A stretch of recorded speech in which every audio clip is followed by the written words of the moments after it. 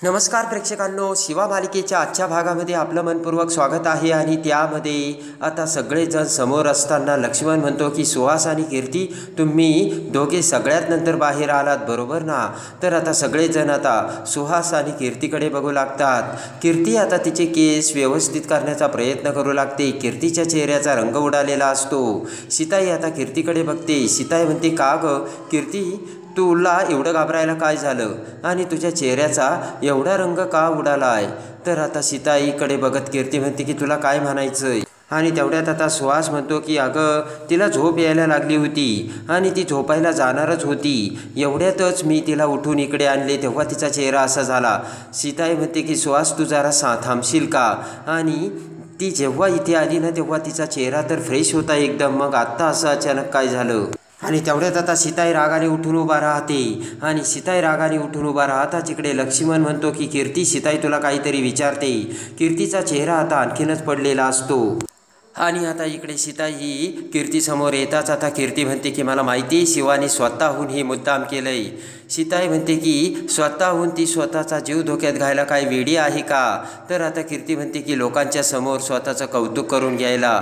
आणि आता बोट करत सीताई रागाने म्हणते की दुसऱ्यावरती दोष देऊन स्वतःच्या चुका अशा लपू नकोस कीर्ती तू. कीर्ती म्हणते की तुला काय म्हणायचं, हे सगळं मी केलंय का. तर सीताई म्हणते की मला आता तसंच वाटायला लागलं, कारण सगळ्यात शेवटी तू आली होतीस कीर्ती तू. आणि रागाने सीताई आता कीर्तीला म्हणते की आता का गप्प मुख गिळून बसलीस, सांग ना, तुला आता काय सांगायचं सांग खरं. तर मोठ्याने ओरडत कीर्ती म्हणते हो. तेव्हा सगळ्यांना मोठा धक्का बसतो. सगळेजण आता कीर्तीकडे बघतात. आणि लगेच आता रागाने कीर्ती म्हणते की हो, मीच ठेवला होता तो गॅसवर कुकर. ते ऐकून आता सगळ्यांना मोठा धक्का बसलेला असतो. सुहास म्हणतो की कीर्ती. तर आता बोट करत कीर्ती म्हणते की सुहास, तू 1 मिनिट गप्प बस. रागाने कीर्ती म्हणते की मीच तो रिकामा कुकर गॅसवर ठेवून आले होते, काय म्हणणं आहे आता कुणाचं. सगळेजण आता गप्प असतात. तेव्हा आता आशू म्हणतो की ताई, अगं पण का, हा कुठल्या प्रकारचा राग आहे. कीर्ती म्हणते की कारण मला ही मुलगी या घरात नको आहे. आणि त्यानंतर आता लगेच कीर्ती म्हणते की कारण शिवा या घरात आली ना, त्यानंतर सगळ्यांनी शिवाला ॲक्सेप्ट केलं, माझा भाऊ देखील बदलला. आणि सीताई, तू सुद्धा आईचं प्रेम ॲक्सेप्ट केलं आणि मला ही अजिबात आवडलं नाही, म्हणून मी हे सगळं केल्याचे कीर्ती आता सगळ्यांना बोलते. आणि कीर्ती मोठ्याने ओरडत म्हणते की सीताई, तुला कळत कसं नाही, हिच्यामुळे देसाईंची इज्जत धुळीला मिळते. ते ऐकून सीताईला राग येऊन सीताई आता कीर्तीला मारण्यासाठी हात उचलते. आणि सीताई तिचा हात आता खाली घेताच आता कीर्ती म्हणते काय झालं, मार ना मला, मार, काही जरी झालं ना, या मुलीला मी कधीच ॲक्सेप्ट करणार नाही, असे आता मोठ्याने कीर्ती ही शिवाकडे बघत बोलते. आणि कीर्ती म्हणते की ही या घरात राहील ना, हिची लायकी तरी आहे का. तर बोट करत आता सीताई म्हणते की कीर्ती, आता जर तू तोंडातून एक जरी शब्द काढला तर मी विसरून जाईल तू माझी मुलगी आहेस म्हणून. आणि आता सीताई म्हणते की शिवा तुला आवडत नाही याचा अर्थ तू तिला जीवे मारशील का. आणि लगेच आता सीताई म्हणते की जरा कीर्ती, तू स्वतःचे संस्कार बघ, असे संस्कार दिलेत का मी तुला, आणि तुझी लायकी तरी आहे का. अशा शब्दात आता सीताई कीर्तीला बोलत असते. आणि आता लगेच सीताई म्हणते की हे जर इथे असते तर तुला कधीच माफ केलं नसतं. तर कीर्ती म्हणते हो हो, ते सुद्धा मला माहिती. आणि आता कीर्ती मोठ्याने ओरडत म्हणते की का आवडते तुला शिवा, शिवा तुला का आवडायला लागली, भाऊंना वाचवलं म्हणून का, तुझं मंगळसूत्र तुला परत आणून दिलं म्हणून. ते ऐकताच आता सीताईचा राग अनावर होऊन जोराने सीताई आता कीर्तीच्या कानाखाली मारते आणि म्हणते की नाही आवडत ना तुला शिवा, तर आत्ताच्या आत्ता तू या घरातून निघून जा. तेव्हा कीर्तीला मोठा धक्का बसलेला असतो. आणि आता सीताई बोट करत म्हणते यापूर्वी तुझं हे अनेक वेळा सहन केलं, पण आता नाही. यानंतर तुझं या घरात असलं वागणं मी बिलकुल खपून घेणार नाही, असे आता सीताई ठणकावून कीर्तीला सांगते. आणि शिवाला तुला ॲक्सेप्ट करायचं नाही ना, तर मग या घराच्या बाहेर जाऊन तू त्याचा विचार करायचा, कळलं का तुला कीर्ती, असे सीताई बोलते. म्हणते की या घरात मला असली घाणेरडी वृत्ती आणि असले घाणेरडे विचार नको येत. आणि लगेच आता सीताई ही कीर्तीचा हात धरते आणि म्हणते की चल हो घराबाहेर. तर आता सुहास पुढे येत म्हणतो की सीताई, अगं आता यावेळेस ती कुठे जाणार. तर सीताई म्हणते याचा विचार तिने अगोदर करायला हवा होता. सीताई म्हणते की ही तर हिची एकदम जीवघेणी वृत्ती आहे, आणि जर तिला काही झालं असतं तर तिच्या आईला मी काय उत्तर दिलं असतं कीर्ती. आणि लगेच आता सीताई म्हणते की असा घाणेरडा विचार करणारी मुलगी माझी मुलगी असूच शकत नाही. तर आता सुहास लक्ष्मणला म्हणतो आणि का म्हणतो की काका आता तूच जर सीताईला समजाव. आणि सुहास म्हणतो अशा वेळेस आता आम्ही तरी कुठे जाणार. तेव्हा बोट करत आता लक्ष्मण म्हणतो की सुहास हे मी तुला अगोदरच बोलून दाखवलं होतं, जर असा प्रकार माझ्या कानावर आला तर मी तुला सोडणार नाही म्हणून. लक्ष्मण म्हणतो की नाही आता काही जरी झालं तरी तुला शिक्षा तुम्हाला भोगावीच लागेल. सुहास म्हणतो काका तू तरी समजून घेणारे. सुहास म्हणतो की माझ्या घरी जरी जायचं म्हणलं तरी माझ्या घरच्यांनी दरवाजा माझ्यासाठी बंद केला. आता सुहास म्हणतो की कीर्तीला सुद्धा आमच्या घरातून बाहेर काढलं. तर लक्ष्मण म्हणतो की एवढी मोठी गोष्ट घडली आणि तू आम्हाला सांगितलं देखील नाही. कीर्तीला तुझ्याच घरातून बाहेर काढलंय.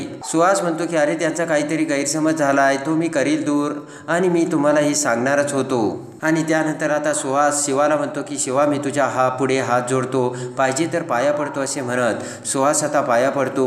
तर आता लगेच शिवा म्हणते की सीताई मी काय म्हणते की जाऊ द्या आता झालं ते द्या सोडून. सीताई म्हणते की शिवा तुला कळत नाहीये हे काय वागलेत ते. शिवा म्हणते बरोबर आहे पण अशा वेळी ते तरी कुठे जातील. आणि लगेच आता शिवा म्हणते की जरा एवढ्या वेळेस सोडून द्या ना. तर सीताई म्हणते ठीक आहे यावेळेस मी तुला घराच्या बाहेर नाही काढत, पण त्यासाठी तुला शिक्षा तर मिळणारच कीर्ती. आणि लगेच आता सुहास म्हणतो की तुम्ही द्याल ती शिक्षा मान्य असेल. सीताई म्हणते हो का, मग उद्यापासून घरातली सगळी कामं ही कीर्ती करेल. कीर्ती तेव्हा कीर्तीला मोठा धक्का बसलेला असतो. आणि इकडे आता सुहास म्हणतो की मान्य आहे आम्हाला, शिवाच्या सांगण्याप्रमाणे सगळी काही कामे कीर्ती करेल, मी तिच्याशी बोलतो. आणि आता सुहास हा कीर्तीला घेऊन आतमध्ये निघून जातो. तर इकडे सीताईला आता शिवा समजावू लागते. शिवा म्हणते की सीताई तुम्ही अगोदर शांत व्हा आणि डोक्यात असा राग घालून घेऊ नका. इकडे आता चंदन हा दिव्याला गरम गरम दूध घेऊन येतो. दिव्या आता झोपलेली असते. हळूसच आता चंदन दिव्याला उठू लागतो. दिव्या आता तिला त्रास होऊन उठण्याचं नाटक करते. दिव्या उठून बसताच आता चंदन म्हणतो हे घे हळदीचं दूध आहे, पिऊन घे तुला बरं वाटेल. तर आता दिव्या ते दूध घेते आणि पटकन आता दिव्या दूध पिऊ लागते. तर दिव्या म्हणते यामध्ये तर साखर नाहीये. तेव्हा आता चंदन म्हणतो की साखर नाहीये, थांब मी घेऊन येतो. तर चंदन जातच आता दिव्या खूप खुश होते. आणि त्यानंतर आता साखर घेऊन येतात. चंदन आता दिव्याच्या ग्लासमध्ये साखर टाकतो. दिव्या दूध पिऊ लागते. तेव्हा आता लगेच चंदन म्हणतो की बिस्किटे आणू का दिव्या तुला. तर दिव्या म्हणते हो. चंदन पुन्हा बिस्किटे आणायला जातो. आणि आता चंदनने दिव्याला बिस्किटे खायला दिलेले असतात आणि दिव्या आनंदाने खुश होऊन हसतच बिस्किटे खाऊ लागते. तर चंदन आता दिव्याचा पाय स्टूलवर ठेवतो आणि पाय दाबू लागतो. आणि चंदन म्हणतो दिव्या हसायला काय झालं. तर दिव्या म्हणते काही नाही, एवढ्या दिवसांनी तू माझे पाय चेपून देतोयस, माझी काळजी घेतोयस. तर आता चंदन म्हणतो बरोबर आहे. आणि इकडे आता आशू आणि शिवा बेडरूममध्ये झोपलेले असतात. शिवाला झोप येत नसते. शिवा म्हणते की मला काही कळत नाही, कीर्तीताई अशा कशा वागू शकतात. तर आता आशू म्हणतो की तुला हा प्रश्न कसा पडू शकतो, ती तर नेहमीच असं करते ना. आणि आता आशू म्हणतो की कीर्ती असं का वागली ते तिने सगळं आता ओरडू सांगितलं. आणि आता लगेच शिवा म्हणते की त्यांना माझ्या विषयी राग आहे, पण ते असं काही वागतील हे मला वाटलंच नव्हतं. आशू म्हणतो की हे बघ एखाद्याचं मन जिंकण्यासाठी मनात माणुसकी असावी लागते. आशू म्हणतो की पण तिच्या मनात तसं काहीच नाहीये. हे बघ शिवा मला माहिती, मी माझ्या बहिणीबद्दल बोलतोय पण ते सगळं खरं आहे. आणि आता आशू म्हणतो की तरीसुद्धा आईला फक्त ताईच्या अर्ध्याच गोष्टी माहिती आहेत, बाकीच्या गोष्टी जर तिला सांगितल्या ना तर काय होईल. तर शिवा म्हणते की जाऊ दे आशू, त्यांना काही सांगू नकोस. आणि आता शिवा कीर्तीच्या सासरच्या लोकांविषयी विचारपूस करू लागते. आशू म्हणतो हे बघ शिवा, ज्या वेळेस आता कीर्ती आणि सुहासचं लग्न ठरलं होतं त्यावेळेस खरं तर सीताई आणि भाऊंचा देखील विरोध होता. भाऊंनी आणि सीताईने नकार दिला असताना सुद्धा ताईने जाऊन जबरदस्तीने लग्न केलं. आणि त्यानंतर आता आशू म्हणतो की जिजूची परिस्थिती नव्हती म्हणून आता आशू म्हणतो की भाऊंनी त्याला आपल्या कंपनीत नोकरी दिली आणि मग तो इथेच आपल्या घरी घरजावई म्हणून राहायला आला. आणि भाऊंनी मग सगळ्यांना हा विषय बंद करायला सांगितला, कारण भाऊंना सुद्धा त्यांची मुलगी त्यांच्या डोळ्यासमोर हवी होती आणि सुखात हवी होती. आता आशू म्हणतो की हे बघ शिवा, तू जास्त विचार करू नको, ताईला तिच्या कर्माची शिक्षा मिळणं गरजेचंच आहे, तेव्हा तू आता झोप असे म्हणत आशू शिवाला झोपी लावतो. आणि इकडे आता दुसऱ्या दिवशी सकाळी शिवा ही उठून आता किचनमध्ये कामाला लागलेली असते. आणि तेवढ्याच शिट्टी वाजवत आता सीताई तिथे येते. आणि ते शिट्टी ऐकताच आता शिवा डचकते आणि म्हणते की सीताई अहो किती शिट्ट्या वाजवताय तुम्ही, आणि भाऊ जर इथे आले ना तर ते नक्कीच बोलतील. तर आता सीताई म्हणते की अगं असं काहीच नाही होणार आणि मला खूप भारी वाटतंय ग आता शिट्ट्या मारायला. आणि आता त्यानंतर आता शिवा म्हणते की हे बघा, भाऊ आल्यानंतर ते मला बोलतील माझ्या सीताला हे कोणतं वळण लावलं तू, त्यापेक्षा नको शिट्टी नको आता सीताई हसू लागते आणि म्हणते बरं ते जाऊ दे, पण तू काय करतेस? तर आता शिवा म्हणते की मी नाश्त्याची तयारी करते ना. सीताई म्हणते की अगं शिवा, पण तू काय करतेस?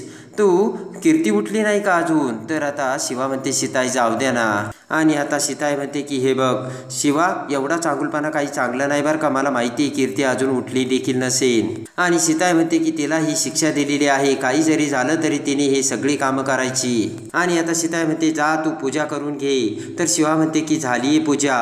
सीताई म्हणते मग तुळशीला पाणी घाल. तर शिवा म्हणते ते सुद्धा झालंय. आणि इकडे आता सीताई शिवाला म्हणते शिवा की सगळी जरी कामं झाली ना तरी तू नाश्ता बनवायचा नाहीये, सासूने सांगितलेलं ऐकायचे, कळले का तुला?